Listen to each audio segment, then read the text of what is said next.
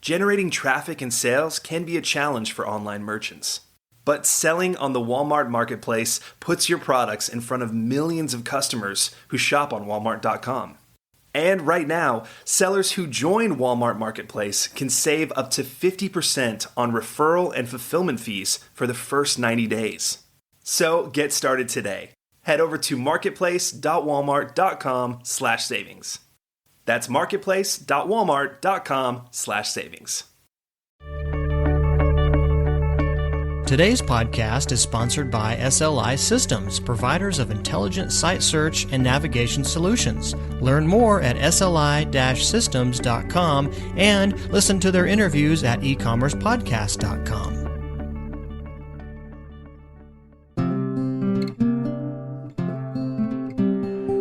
Your path to e-commerce success starts right here.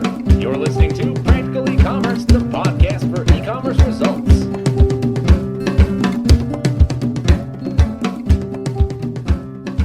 Welcome back to another Practical Ecommerce podcast. My name is Brian Getting, and this is a supplemental podcast to our November 2006 issue. And today, Mitch Bettis is speaking with a gentleman named Richard Sexton, who is the owner of a company called Carolina Rustica. Basically, Sexton has parlayed this 10-year brick-and-mortar successful business into a dynamic multi-channel sales business in the form of Carolina Rustica. And by combining brick-and-mortar and online sales, they expect to generate about $3.5 million in 2006, which would represent a 30% increase from the 2005 year. And approximately 15% of his total sales come from his brick-and-mortar store, and 85% come from his online sales, which is a large difference there. So he's looking to add additional brick-and-mortar locations, but I think for the most part he takes sort of a conservative approach to company growth. And Carolina Rustica is the profile in our November issue, Practical E-commerce. So Mitch had a chance to speak with Richard Sexton, and I'm going to go ahead and turn it over to those two. Richard, thanks again for your time. We're looking forward to learning more about Carolina Rustica's operation and the multi-channel sales options you have going, both brick and mortar, online. I believe you're doing some other sales with some shopping sites as well. So we're looking forward to learning about all the things you've got going. All right, well, happy to be here. Let's begin with just giving us a little background on both when and why this particular business was started. Sure. This business is really the evolution of a business that I started about 11 years ago in downtown Charlotte, North Carolina, which was a fairly traditional furniture store, which I also supplemented with imports from Asia, direct imports from Asia, and a local art gallery, and that was called Himalham Gallery. And I opened that in 95, I think it was. And that was at the very sort of beginning of e-commerce, and I think we went online in 98 and started putting some of our best-selling products, like iron beds, on the internet under himalhamgallery.com, and it really started taking off. And brick and mortar by itself is always a challenging environment, and we just sort of followed that lead. As internet sales started to increase, we sort of evolved into Carolina Rustica, changing the name to sort of reflect both our roots and also our aspiration, some kind of name that people would find catchy and recognizable. Because Himalham Gallery, as near and dear as it was to my heart, sort of reflected my own personal voyage. I was somewhat of a corporate refugee who gave up the corporate life to start this brick-and-mortar business after traveling around Asia with my wife for a year. So Carolina Rustica grew out of that, and it really has just been kind of one step at a time, very sequential, very controlled in terms of how we grow and how we build the business. And from those early days, we've grown into a business with 10 full-time employees, a warehouse, a retail operation, a call center, as we mentioned earlier, approaching probably about $3.5 million in sales this year.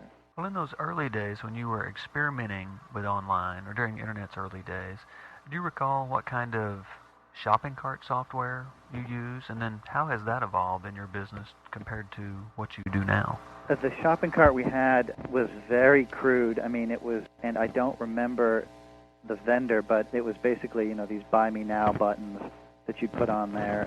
It was okay for the business because the business was not that sophisticated. Now with over 60 vendors and well over 12,000 SKUs, without options, it's gotten to be very complicated, and we need to address all the different options available. But at that point, it was just your basic Buy Me Now button that you click on, and set up your merchant account with that particular vendor. And I don't even remember the frame. Actually, it was just your basic hard-coded HTML pages that we had set up, and then you'd kind of plunk that button in there, and that's how it worked.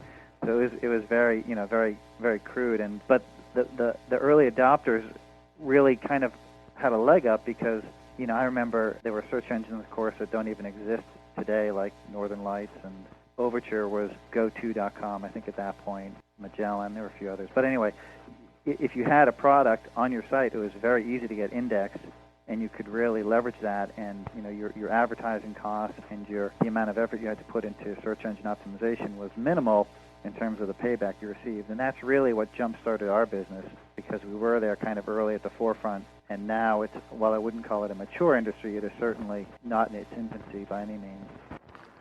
In terms of your cart alone, how has that evolved to what you do now? It's out of the box and then customized. So it's a PHP shopping cart function that we have highly customized, which is great in terms of how we display the product. It's both out of the box and customized, and that's also presents certain limitations to us as well, because we've kind of tacked on the front end and the back end together, but it probably won't be sufficient as we continue to grow. If we've got 50,000 SKUs on there, we're gonna need some kind of other solution for sure. What's the approximate breakdown of revenue streams there? You have your own website, you have the brick-and-mortar operation, and then you multi-channel various things, as I understand, through Amazon, shop.com, and Google Right. Base. Can you just broadly Sure. demonstrate a percentage of how those break down? Sure. It's been very interesting watching those percentages change too. I should add, it's right now probably it's about 15% through our brick and mortar, 85 through internet-based channels. But interestingly, Amazon has really started to increase as a percentage. It's probably about 15 to 20% of all of our internet sales, and then we also sell through shop.com, and that's increasing as well. And we do plan on exploring other channels as they become available.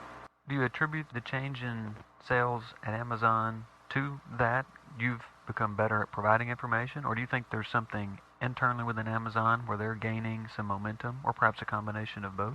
It's a combination of both. They have an enormous system with I don't know how many SKUs, but it's like trying to turn around a battleship. I mean, they've got so much information, so much products on there, and they're really trying to scale down and I think become a little more streamlined. And they've presented more tools to power sellers, such as they've got a desktop version. It's called Seller Desktop, which uses desktop SQL and can manage your products on that platform. But it is still somewhat awkward. But I think part of it also is that as they become more of a trusted name and people see that it's really kind of a one-stop shopping, I think in their own marketing efforts, I think that's helping. I mean, also they're giving away a lot of. They've got a lot of promotions and things like that entice customers to their site. I mean, you look at what happened last quarter, where I think their sales were up, but their margins were down, and they got pummeled. Their stock got pummeled, and that's because they do have so many giveaways. In addition to the free shipping that we offer on certain products or at certain purchase levels, they've got their own promotions, which thank goodness doesn't come out of our pocket, but those kind of incentives. And more shopping venues, I think, are doing that, is trying to offer incentives on top of what the merchant offers as well. To manage the sales through those various channels, do you have a centralized order management system, or how do you handle all the paper from all the sales that are coming through? That's a great question, because that is a huge challenge. We use a product called Order Manager from Stone Edge, which ties into the back end of our proprietary shopping cart as well as Amazon and shop.com or Altura, and it can also bring in orders from other channels as well. And it's a very interesting product. I think it's the only one that does what it does. I mean, I don't think there are any other back office order management systems kind of their scale. They're constantly upgrading it, and it's got its share of bugs and issues, but it is unique, I think, in the marketplace, and very low investment as well. I mean, it's not really expensive for what you can potentially get out of it. But my understanding of his product is that on the entry level, probably looking at $1,200 to $1,500 on an entry level. There's a next level that kind of supports more robust businesses, maybe in that $4,000 to $5,000 level. Correct. And either way, that's a significant chunk of change, but can you speak to what kind of return on that investment has been, in the sense that how's that impacted your staffing level? How's that impacted your customer service? How does that come back for you?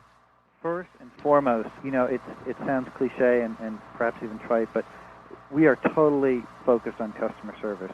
That's besides the broad range of products that we have, and I don't think there are that many sites out there that have the range of home-related items that we do. The other important component is customer service and keeping your customers happy. It's not just pricing. It's how you follow up, because a lot of manufacturers have gone out there and said, okay, here's our minimum internet pricing. You have to follow this price, and that we're seeing that more and more, which is a good thing, because other sites are just beating each other up over pricing, and that's not really how it should be. So that lets us compete on customer service. That's always been our primary focus.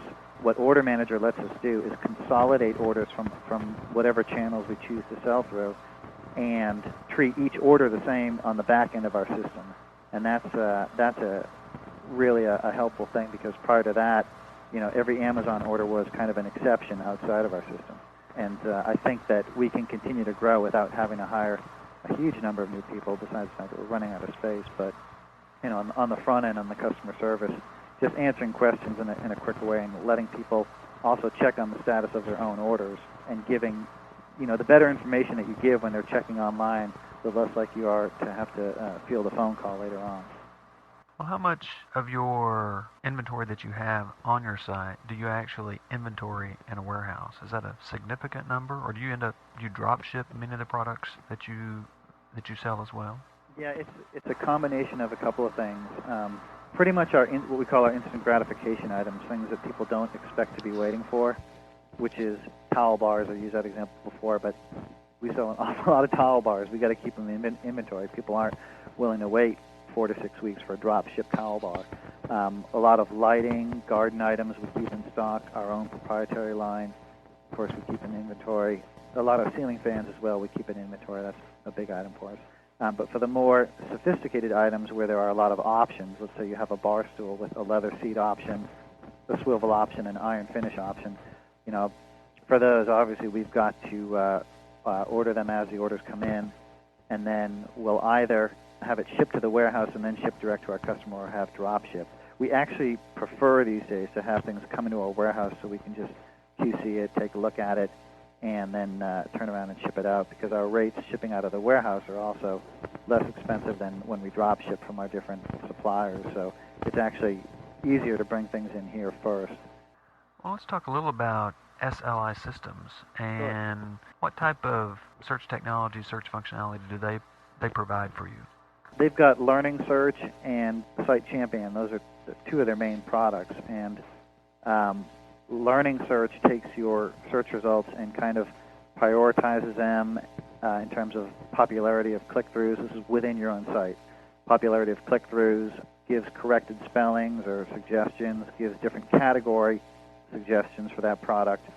And then Site Champion indexes the search results. You've got to put some coding on your site, but it will index the actual search results, which are on their server, and feed them into Google, so you can get increased traffic through pages that appear on Google and other search engines, I suppose, as well. But so there's a twofold benefit there. Our own search prior to that was part of the off-the-shelf software that we bought, and we couldn't really customize it, because search is kind of technical, and you only got out of it what you put in. So if you had an incorrect SKU or a typing error or something like that, it would not give you any results at all, or very unsatisfactory results. So, and I think as more and more consumers get comfortable with search, although navigation is extremely important in your site layout and ease of use for your visitors, I think search, when you go to a website, typically you probably don't scroll down through the navigation. You type in what you want and hope it comes up.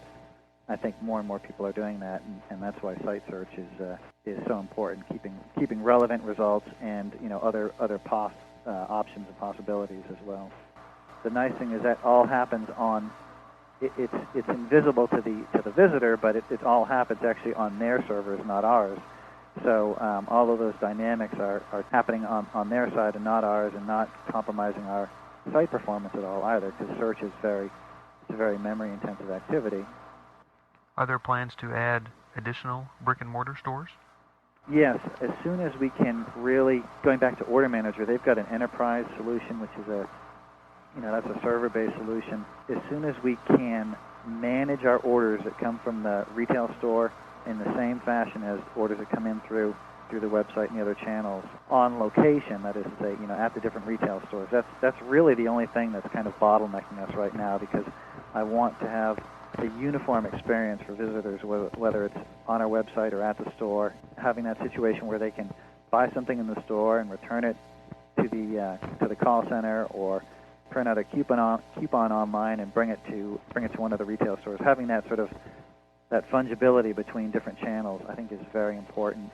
You mentioned your call center. Is that something that you staff, or do you subcontract out those services to a third party? We have to staff it because of the complexity of our product.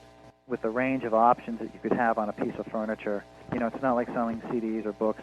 We do have a certain number of products that are what they are, but that's probably only 20%. And some can get very, very complicated. If you're looking at like a hanging pendant light from Hubbard & Forge, they've got stem options, canopy options, body options, finish options, glass options. So there's about 5 or 6 steps that you could take, and that's just not the kind. You'd have a huge compromise in quality if you farm that out, because you've got to really know the product. So one thing we do is people who work in the call center will also work in the retail store and get that feet on the floor experience. And I think that's a big help too. It's not just somebody who's reading off to you on their computer what you could be reading yourself anyway. That doesn't really help anyone. Is there anything that we haven't covered that you would in particular want a new e-commerce business to know? How can they live vicariously through you, and from the sense of struggles that you may have shared or experienced that you might want to share with those that are in the process of ramping up their business, trying to reach the level you've attained?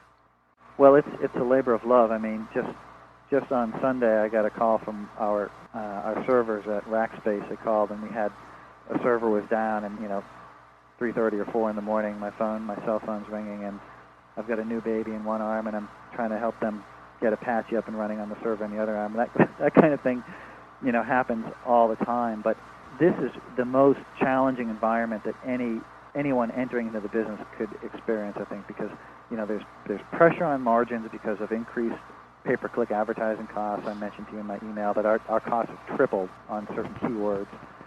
Increased transportation costs, which you can't really pass through to the consumer as much as you'd like to. So you really have to look at your business model and see whether it's going to be worth it or not. People who are in the industry now, people who are your potential competitors, are going to fight tooth and nail for every percentage of market share that they have. So the old adage about looking for a niche market is true to a certain extent, although, as I said, I don't think there's a whole lot of niche markets out there. So you've got to concentrate on the basics, the fundamentals, which is customer service, looking at customers, what does it cost to get them, to retain them, to keep them happy, and that's, you've got to build your business the old-fashioned way, and that was, I think the reason why we had the .com crash a couple of years ago is because people thought they could just throw a website up and the customers will come. Well, it still comes down to customer satisfaction and old business principles. There's no new economy. It's the same old thing. So that's concentrate on the basics, and I think be honest in your business too, and honest with your vendors and suppliers and your customers, and just take it one step at a time. And that's going to wrap it up for this podcast. Once again, that was Richard Sexton, the owner of Carolina Rustica, who had a chance to speak with Mitch Bettis. We thank him for taking the time, and he is also the subject of our website profile in the November 2006 issue of Practical Ecommerce magazine. So definitely take a look at that, and hopefully we'll see you back next month for our next profile.